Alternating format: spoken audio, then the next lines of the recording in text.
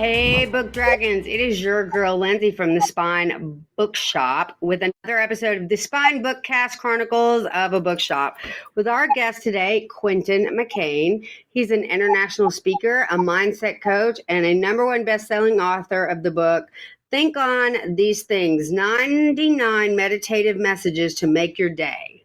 How are you doing, sir? I'm doing outstanding. How about you? I'm good. Well, let's get into it. How did you get into reading? Actually, I'm kind of like the majority of the world. I didn't read another book after high school for a long time. And then I was Mhm. actually introduced to personal development in about 2009. Okay. And that really sparked it for me. It started with an audio kind of book. And then from Which there, book? it just really ignited something in me. And I started reading those type of books. I was like, okay, maybe it was because I wasn't reading the things that I like to read, right? I say that all the time. I constantly tell people that I think that reading in high school and elementary school and middle school, they're all treated like it's a chore. And I think reading should be taught like it's a gift. What audiobook reignited your love of reading? Yeah, so it was actually a book by Jim Rohn. It Okay. was, yeah, it was a book by Jim Rohn, who is considered like one of the, grandfathers of personal development. And it just really sparked something in me. And I was like, wow, I really like this, right? Maybe Mhm. I could start this reading thing. Right? No, I absolutely. So, is that like your main thing that you like to read is personal development, nonfiction, that kind of stuff? Yeah, yeah. So I feel like, I'm always coaching people to be better. So I Hmm. feel like I have to be a couple steps ahead of the game, right? If I'm coaching people to be high performers and I'm coaching people who are high performers, I have to be high performing, right? So Sure. I use it for my own study and my own growth and development. It's never ending. So, is it a kind of an organic thing for you to get into growth development? And then, because I know that you teach, see, I looked it up what you were, one of the things that you go into, and it's the Master of Neuro Linguistic Programming. So, was that Hmm. just a natural path for you to get into that? Or was that just kind of something that someone else taught you and you just gravitated toward? Yeah, I guess it started out for me with life coaching. I ended up Mm. getting a certification in life coaching some years back. And then from there, naturally, as I got deeper and deeper into coaching and personal development, I started hearing about other things. And my thing was like, this stuff is so cool. It's helped my life, it's helping the people around me. I said, how do I get even deeper into this personal development realm? So that I can really create lasting change in people, right? Like, Hmm. how do we do it better? How do we do it faster? How do we go deeper? So Sure. that's how I found things like hypnosis, hypnotherapy, neurolinguistic programming. And, I've delved in so many different realms. And that's one of the things that stuck that I saw was giving real lasting results for people. What kind of results have you seen from that kind of training that people have benefited from? Yeah, well, for example, I had one young lady who she had been going through therapy for about 15 years or so for anxiety and depression. And after about 3 sessions, she said that she had the biggest breakthrough in her anxiety ever, which was really powerful and just shows you Mhm. how some of this stuff can work for people. I love that. I love that. I can see that that would be something if you do. Let me back up. So, mental health has become a really big on the forefront of things lately, and I think it's not something that we're hiding anymore. And I'm really happy about that because I myself have anxiety and depression, because it runs in my family. So I really love that you found techniques that help people deal with it in a, I don't want to say non-traditional way, but in a different way, because I think everybody has to approach their mental health journey in a different kind of way. Did you ever have any of those struggles? Is that one of the things that you found really interesting? Is it helped you? Oh, definitely. I was my first client. So yeah, definitely. I was my very first client. Everything that I learned from coaches, mentors, from books, from seminars, from podcasts, everything I learned, I'm my first client. I applied it to myself first. So Sure. definitely. Do you have a favorite book that like you kind of go back to whenever you're struggling or you have a client that's struggling and you want to refer to something? Do you have a book that you refer to regularly? I feel like I refer to different books depending on what's going on. I can't necessarily say I go back to one over others. But I mean, one that comes to mind that's a classic is Think and Grow Rich. Another one that I really love is Psycho-Cybernetics, which talks a lot about self-image, right, and how Okay. mindset plays a part. So those are two that come to mind. But I like to go to things that kind of relate to the moment. I'll say, oh, you know what that reminds me of? That reminds me of, you know, this book or Mhm. this podcast. So then I'll go and kind of review it. How has coaching and NLP and those kind of things, how has that like shaped your life for say like the last 10 years and stuff? Like how has learning all of this helped develop you as a person and your career? Oh, it's everything because I feel like, and we've heard it before. They say, 90% of anybody's career or trade is mindset, right? Hmm. Because if Hmm. we don't believe that we can do it, or we have these blocks or these negative emotions or negative or limiting beliefs around a certain thing, it doesn't matter how much skill we learn, we're never going to go to our full potential. So I think that's how it's helped me in my career at being the best I can every day. And I'm always growing, right? We're human. We're always going to have some type of limiting beliefs that pop up or peek their heads. We're Hmm. going to have some kind of a negative emotion that pops up. But my thing is, how long are you going to keep that negative emotion? How long are you going to stay there? Like, I have the tools to bring myself out, right? I'm not staying Right. there for weeks on end, for months on end, right? Right. Yeah, and I mean, when I started dating my husband, like after we got married, is when I got diagnosed, and I knew I had depressive moments. I call them like downswings, and he has gotten so good at saying, "I can," or even an anxiety thing where he said, "I can see you're cooking. Take a deep breath. I don't know what's gotten you upset," and he can always see it on my face before I even realize that I'm Mm-hmm. having an issue. And he's really good about helping me realize that I'm on the verge of freaking out over something that's probably really ridiculous. Or if I'm just kind of like, he calls it the doom and gloom pity party. And I think having a supportive network, when you have those things, I think it's really important to know the stuff that you teach, but also having a supportive network of somebody going, look, I know you're having a hard time right now, so take a minute. Definitely. Do you think that that's important to have that kind of support network set up? I mean, do you talk about that in your coachings? Oh yeah, yeah, definitely. By nature, we want to be a part of a tribe, right? It's just Hmm. what kind of tribe are you a part of, right? Because you could be a part of a tribe that's bringing you closer to those negative emotions and limiting beliefs, right? Or you could be a part Sure. of a tribe that's supportive and lifting you up every chance they get. And that doesn't Absolutely. mean that we can't challenge each other, right?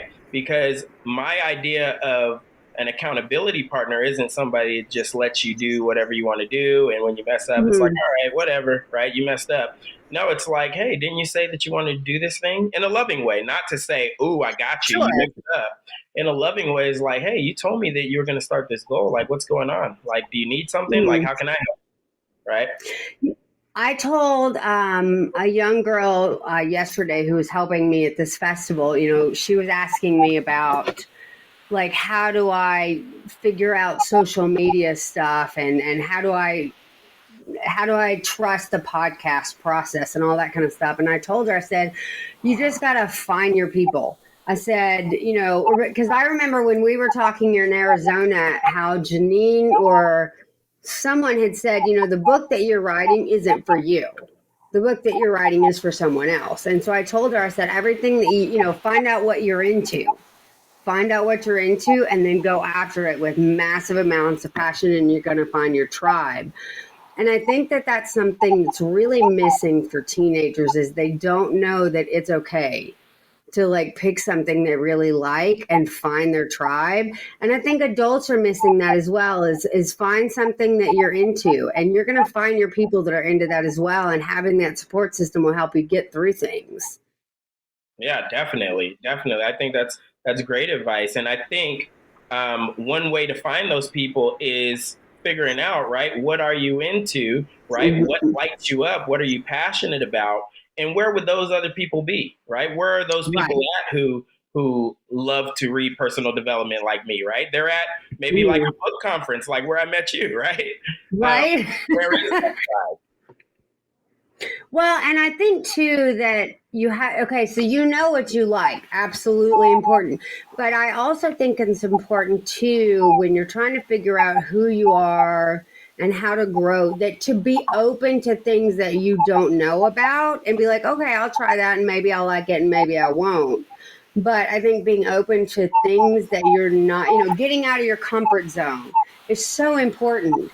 Because, from my perspective, flying to Arizona to meet my boss, who I've never physically met in person, with a whole bunch of other people I've never physically met in person, was, the whole time I was like, oh my God, what if they don't like me? What if they think I'm loud? What if I get fired? And that's part of my anxiety. And my husband was just, really? I was like, I need, but I wanted to Mm-hmm. go because, when I came back, I was on the plane back and I was talking to the writer friend that went with me. I was like, that was maybe the coolest thing I've ever done. It was the scariest thing I've ever done, but it was also the coolest thing I've ever done because I learned so much from you guys. So I think I agree with you on getting out of your comfort zone and trying to find your passion is so important. Mm-hmm. Yeah, and that's great what you said, because it reminds me of a quote that I've heard that everything you want is on the other side of fear. Mm-hmm. Mm-hmm. And, as you can see, right, you push through the fear, right? Yeah. And on the other side of it, you're like, wow, that was the best thing ever. And I Yeah, I literally sat on the plane and was typing the whole way back with like 5 pages of ideas of I want to do this and I'm gonna have this guy and I want to talk to him and I'm gonna do that, and it was ideas that I'd never thought of had I not met you guys. I never would have thought about any of that stuff. So yeah, definitely. Yeah, everything you want is on the other side of fear. And usually, you know, if you're feeling too comfortable, that means your goals aren't big enough, or you're not pushing yourself towards those big goals, right? absolutely. Yeah, so I think too that when you're trying to be a better person, you're trying to grow, you have to believe in yourself. Like you said earlier, you've got to have that confidence to be like, I'm a smart person. I can do this. It may blow up in my face, but at least I will have tried. And if it doesn't work, I can find something else. Right. Yeah. And I can pivot. Yeah. So on your book, the 99 meditative messages to make your day, go over some of those with me. Like, what are some of the messages that you use for meditation? So the book is really, and the reason why this is our first book is because, like I said previously, I didn't even read anything after high school. So Hmm. this book was really as much for me as it was for other people that could relate, where it was like, it was hard for me to sit down and just read a whole book at that time. So I said, there has to be other people like this. How do I get somebody to get into something and help themselves at the same time? So we put these messages in the book that the goal is you just read one a day. You just read one a Okay. day, and it has a journal with it. So you write down goals, action steps, or things related to that one day. Okay. I think we can relate to a lot of life, right? We look at these big, hairy Hmm. goals, and it's like we don't even try. But if we just take a small little piece of that, we've Hmm. accomplished that day, right? So, like day one, even in the book, is called the process of progress. Day one. And it says, one thing we've discovered, if you never start, it is certain you will never finish. Progress is Yep. progress, regardless of the time frame. But it's your Mm-hmm. life, you set the pace. Here's the secret. Get started.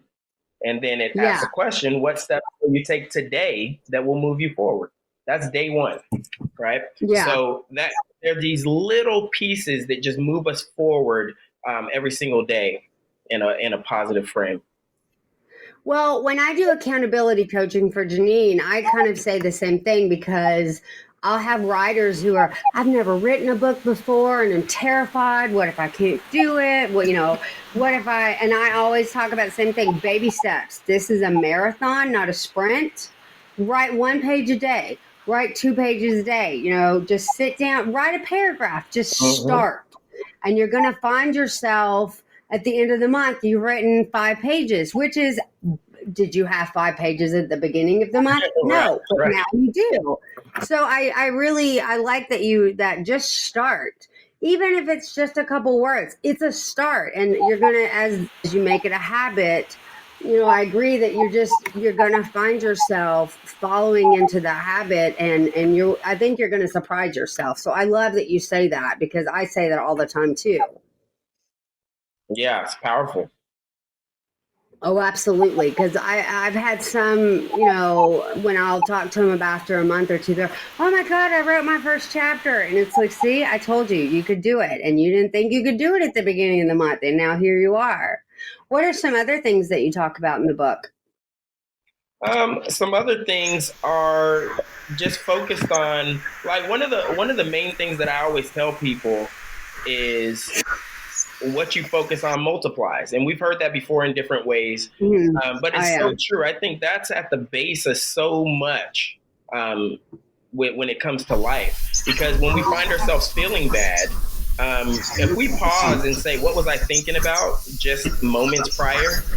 A lot of times we're going to be like, well, I don't know. I just feel bad today, right? But the Yeah. better we get at pausing and getting aware of our bodies and where we're at, we start realizing, oh, a second ago I was thinking about those bills, right? Mm-hmm. Oh, a second ago I was thinking about that client that fell through. A second ago I Yeah. was thinking about the future and getting anxious, like what am I going to do next month, right?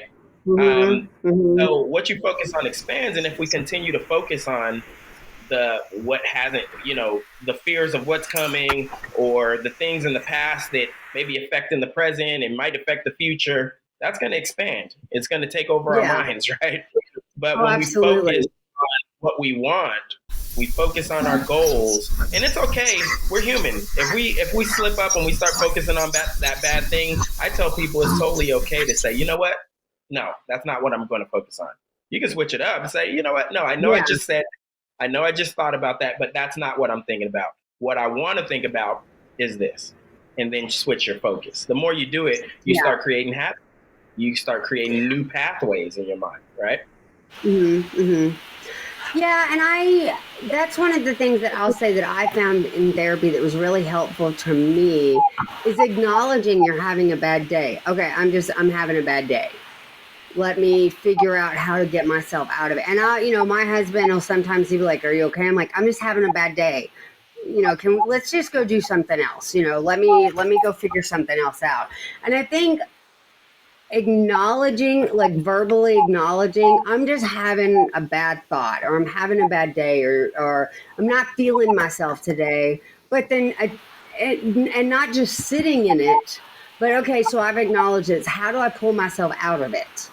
Let me focus. So I like what you say, focus on something else. And I do that too. So, I'm just having a bad day today. This and this and this is frustrating. So and I think not thinking about stuff that's frustrating you for a while and focusing on something else, I always end up coming back, you know what I could have done? This is what I'm going to do about that instead. And I Mm-hmm. think letting your mind not focus on this over here and then distracting yourself I call it your front brain and your back brain. So, like, I'm going to concentrate over here while my back brain ruminates and I'll figure it out. Mm-hmm. Yeah, And I exactly. think, And I always say, it's not, a lot of times people try to eliminate or delete, negative emotions or feelings or limiting thoughts. And a lot of times it's way easier to add the things that you want, right? It's not so Yeah. much deleting negative thoughts, it's adding positive thoughts.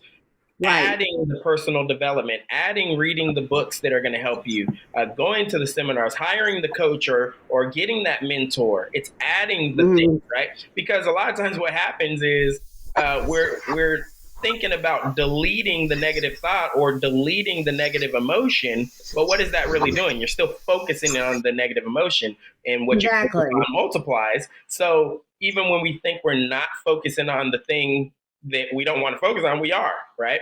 So right, people, for sure. Focus on what you want. A lot of times it gets confused where people say, well, my focus is I don't want to be broke, right? Well, it seems like you're focusing on what you want, but you're still focusing on what you don't want, right? It's not I don't want to be broke, it's I want to be financially free, right? Yes. So be careful of that. I'm telling all the viewers, you have to be careful of that because it's a little trick that our mind can play on us. Yeah, I like that. When you say don't delete the negative thoughts, because I feel like sometimes those negative thoughts are a signal to us. Okay, this isn't working for me the way that I want it to work. And so what can I focus on instead, or how can I fix this? So if this isn't working, but this is the end result that I want, how do I take a different route to get there? This route isn't working. So let me re-navigate and figure out, and I do that with my business all the time. Okay, this isn't working. So how can we pivot? And I tell people all the time, I will try 100 things and 99 of those things don't work. But the one time that something does work, I'm going to learn, and I'm going to learn from each time.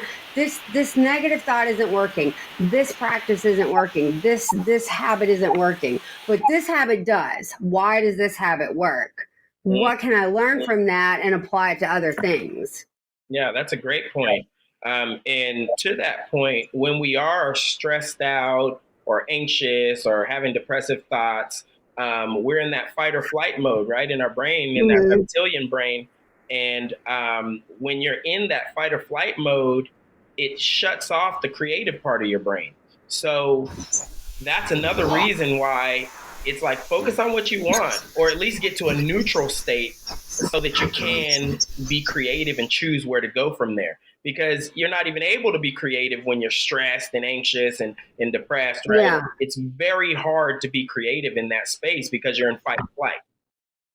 I didn't know that your creative brain shut off during fight or flight. I didn't know that. Oh yeah. It strangles the creative part of your brain when you're having stress response, because your body's saying, okay, we're in danger. We need to, send all the blood to our extremities so we can fight or run.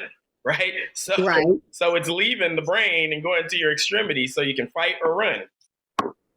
What are some of the tips that you do for yourself, or some of the things that you do for yourself when you find that you're stressed out or you're worried or something like that? Like, how do you act? How do you deal with some of that stuff? Yeah. So I think getting into some breathing is a good thing to do, right? To bring yourself back to base. You can do breathing techniques. I like to take walks. I take walks and I get my body moving, right? And start thinking on what I want. I do gratitude practices where I'll just look around and start naming all the things I'm grateful for, because it's really hard to be sad or stressed out when you're being thankful or being grateful. They can't coexist. So I'll do things like that and get myself back to neutral or in a positive state, because then you can start thinking about options about where do I go from here? Where do I move from here? Yeah, I know that for me, I'm like feeling anxious, not depressed, but more so anxious. I do that thing with it's called the 5, where you list out like the 5 things that you can see, and I may not get this right, but the 4 things that you can hear, and you get all the way down to 1, and getting that focus on your surroundings. And then other times for me, it's overstimulation. and I have to go sit somewhere where it's quiet so that my brain can just, all the noise can just stop.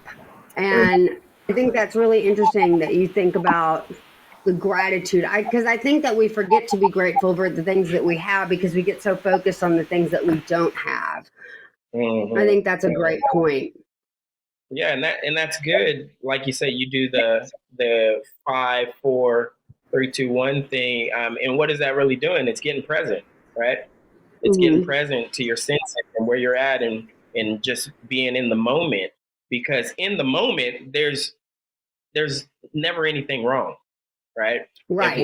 The more we're in the moment, the more we realize we're okay. So one time I heard, I don't know if it was in a book that I read or a podcast or something, but so I can't give the credit to the person. But if you know out there, maybe you can let us know. But I saw or heard somewhere, ask yourself in any given moment, am I okay right now in this moment? And 99.9% of the time, the answer is going to be yes. Am I okay? That's a really good question. I've never thought about, am I okay at this moment? I'm going to have to write that down. That's a really good question. Yeah. At any given time you ask yourself, am I okay in this very moment? 9.9 times out of 10, it's going to be yes, I'm okay right now. Yeah. When you realize you're stressed about something that may or may not be coming, or you're stressed about something that already happened and you can't control. Right. My husband said, he refers to it as, I can see you're cooking. And so when I first got diagnosed, I was so mad at myself that I was like, I thought I was better than that. I thought, and there's all those self-doubt things. And then a friend of mine, have you ever read the book? And I know it's fiction, but there's a book called Turtles All the Way Down by John Green. No, I haven't. And it's about it. Oh, God. I credit it with saving my life, honestly, because a friend of mine sent it to me, and it's a fiction book about this girl who has OCD and I want to say anxious. And so I was having trouble articulating why I worry and how my brain spirals out of control when I worry to my husband, because it's hard to articulate how you go from a tiny little kernel of nothing to this, oh my God, everything's on fire, we're all going to die. I know it's crazy, but this is what's happening, And then, so in the first chapter, the girl talks about her thought spirals, and it was the first time I'd ever seen what my brain does articulated in a book. I say all that because I loved that I had this book that articulated me and what I was going through, and I had that tool to then show my husband, look, pause the TV, read this right now, because this is what my brain does. And for him to be able to go, oh my God. And so now that he knows that, I see you're cooking, take a breath, you're okay, everything's fine, And so I love that you have that book. I say all that because I love that you have that book, because I guarantee you that someone has looked at those things and gone, that's me. That's the first time someone's ever been able to put that into words. And I love that about your book, because I looked at some of it. I haven't gotten all of it, but I looked at some of it. And I just think it's really great that you have that written down for people in different ways to deal with that kind of stuff. Yeah. Yeah. And, it's all about finding that thing for you, right? Because, like you said, somebody's going to read my book and be inspired, or it could save somebody's life, right? I've had people come up to me, randomly and say, hey, I listened to something you said online, and you stopped me from committing suicide. I mean, and it blows you away. And it's like, well, thank God, right? Thank God. Right. But I once heard somebody say that it takes 50 impressions. And I know he probably made up the number, but it did resonate. He said it takes 50 impressions for somebody to change. And this was part of one of my speaker trainings when I was learning to speak years ago. Okay. And he said, don't ever beat yourself up or be hard on yourself for not shifting somebody in your speech or in your coaching session, because he said Mhm. 50 impressions for somebody to make a change. You may be number 17 today. You're still helping. You may be Right. number 25. He said, but some days you're going to be number 50, and they're going Right. to change from what you say. And I love that you say that the 50 impressions, because you never know what your interaction with that person can have effect wise on that person. Maybe they're having a really bad day. And if you're nice to them and they're just having a bad day, but then you say, and I try to say all the time, like, oh my God, I love your shoes, or oh my God, your hair is so beautiful, or oh, I really love that dress. I try very hard to, and I suck at it sometimes because I'm grumpy too, but I try really hard to be like, oh, I really love that about you. And because I feel like if you share that gratitude and joy and oh, I love that about you, that oh, this is great.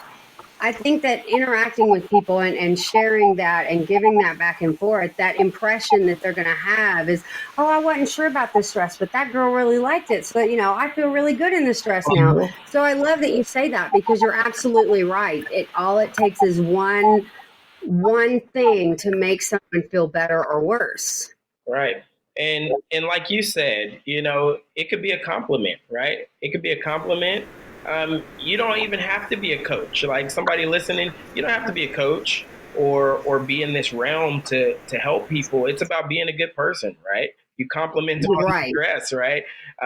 When I've made a point of, when I see something that I like about somebody, I tell them, because a lot of times Mm. we could be in an elevator with somebody, and maybe I like that guy's suit, right, his suit coat, and we could be like, wow, to ourselves, that, oh, that's really really nice, and then we're like, I'm not going to say anything, right? I've made a point, when something comes up, say it, right, Yeah. within reason, of course. And it's like, people are so appreciative, when you just like Mm. compliment them, or even ask them, hey, how's your day going, right?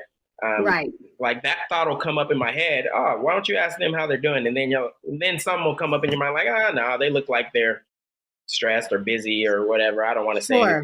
Sure. I've made a point to do it. Say it when it comes up. Yeah. And it can be uncomfortable to do that, but you know, I feel like you never know what that interaction is going to invite into your life or their life. So one of my best friends in the entire world, I met in a bar in Chicago. Even though he lived down the street from me, we never met. But we both went to Chicago on the same weekend and happened to be at the same bar, and he was having a really hard time, and the bartender was like, oh yeah, there's this other guy from there, and he brought him over and we were talking, and he actually lived in the house that my ex-boyfriend used to live in. Oh, wow. Because I was like, I know exactly what house you live in, That and is you're so like three funny. streets away from my house. And he said, you're kidding. And I said, and we've been friends for almost 12 years now. And that one interaction of, oh my God, that's so cool, of me saying hi to a total stranger, Mm-hmm. has given me one of the best friendships that I will ever have in my entire life. That's amazing. And I think it's such a weird thing about, say the weird thing, say the There we go. compliment, talk to the person. Are you having a good day? You want to go get a drink, or I like your. I think I like that you say that. Like, say the thing. You never know what that's going to do. I love it. So, how has writing this book and going to these conferences and talking to people, how has it impacted your life as you've gotten better and better at your job? Like, how has that helped you grow as a person? Well, the first thing that comes to my mind is because I did what I said I was going to do. And I think that's a big challenge for many of us, is we don't believe ourselves, right? Because we Mm, say so many mm, things, like, oh, I'm going to do this goal. I'm going to start going to the gym. I'm going to, you name it. And then yeah, we don't do it, and we don't try, or we we try for a bit, give up, and our own subconscious mind doesn't believe us, right? So it's a big thing to do is when you say you're going to do something and you do it, remind yourself, say, I did what I said I was going to do. Right? Yeah. Just to remind yourself, I did what I said I was going to do. And I set out to write a book. I had no idea how to write a book. I had no idea how to edit a book, how to publish a book. I had no connections at the time. I was at level 0. And and actually, cool fact, my mom and I wrote this book together. Oh, I didn't know that. That's so cool. Yeah, my mom and I wrote this book together, and neither one of us, we had no idea what we were doing, but we had the focus and the intention to do it. And it took a while. It took about 5 years to finish the book because, first of all, we weren't as consistent in the beginning, and secondly, we didn't have any idea what we were doing. But the last year of our writing, we got super serious and started setting aside time every single week to write on the book. Yeah. And literally, that's why I tell people, just set the goal, set the intention, and work towards it, and everything will come. The resources, the people, the situations will come. We didn't know any publishers or anyone. We ended up meeting a guy 2 months before we published our book that ended up introducing us to the company where we published through. Nice. And literally up until that point, we had no idea. Even after we finished writing it on paper, we had no idea how to publish a book, what to do. And we met this guy at a conference. Well, and that's what I told the girl that yesterday. I said, if you don't know how to do it, that's okay. Figure it out. The information will come. Figure it out. Just find out a resource, find out a person, and figure it out. Because if you want it bad enough, you're going to work for it. And I think that working for it gives you the stepping stones to appreciate it when you reach your goal. But then it also, so I'm at my goal. What's my next? Always keep reaching. I think that that's important is, I'm 2 years into my bookshop. What's my next goal? I want my own storefront. Okay, I'm getting my own storefront. What's my next goal? And I think that having that goal and acknowledging that goal is going to inspire you to the next one. Exactly.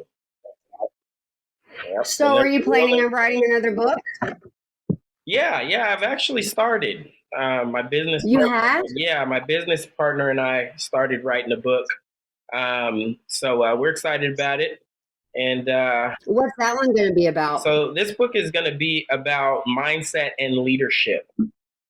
So we coach a lot of business owners and people that aspire to be business owners.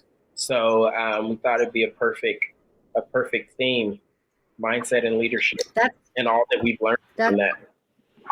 That's awesome. I love that.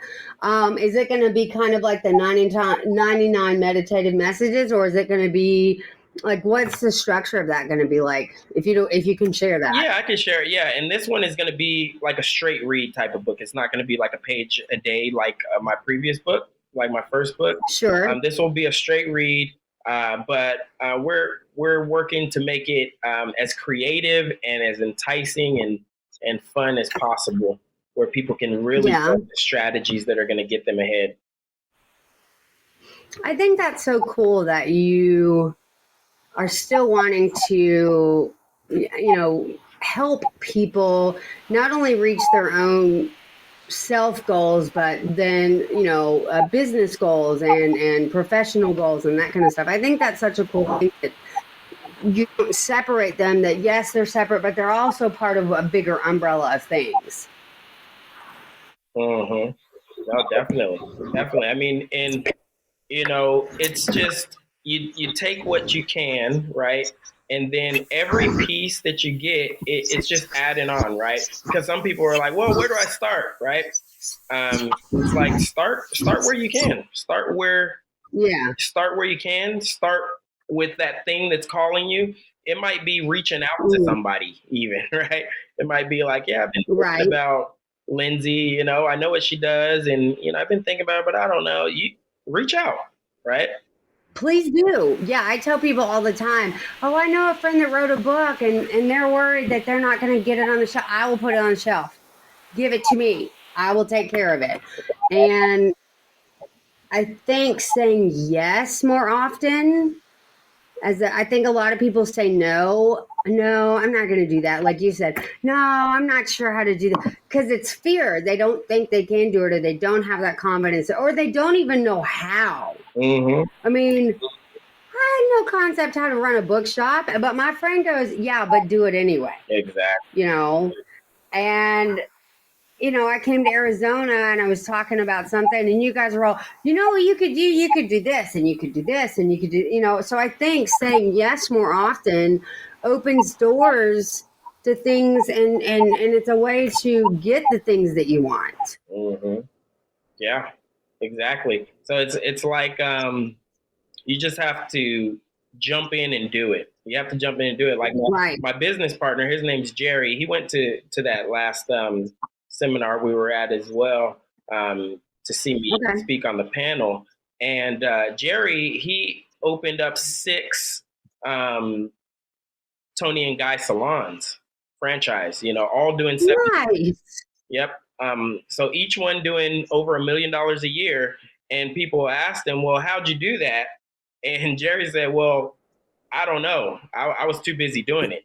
He said, I don't know how to do it. I can Yeah. maybe tell you now as I look back on it, right? And that was so powerful when I first heard him say that, because we never know how to do something until we've already No. done it, right?